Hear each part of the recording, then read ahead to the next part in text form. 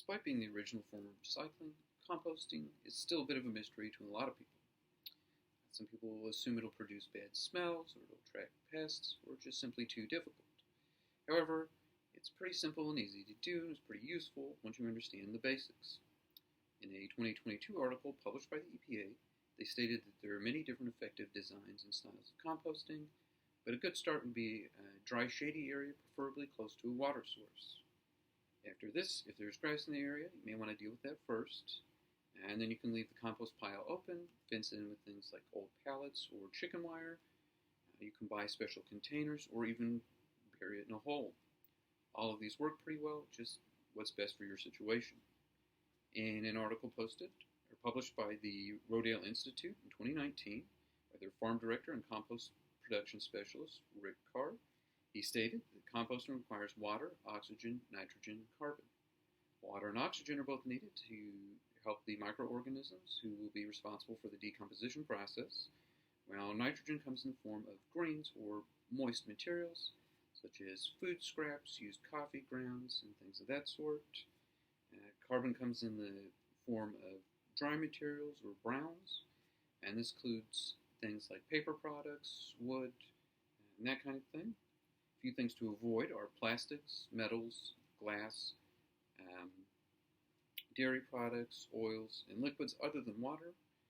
Meat and dairy products are fine, but they do produce a smell and will attract pests. Dr. Elliot Epstein, a scientist who has worked with the USDA and EPA, stated in his 2011 book, Industrial Composting, that managing and maintaining a compost pile requires proper conditions. And these include temperature, moisture, oxygen, aeration, microorganisms, carbon, and nitrogen. Composting works whether you tend to it daily or you just add to it and leave it alone. However, I would suggest keeping a fairly simple system that goes along with your schedule. The greens and browns should stay at about a 50-50 ratio and should stay moist. I would pick one day a week and spend a few minutes every week adding your food scraps into the pile, stirring it up with either a pitchfork or a shovel, and then spraying it down.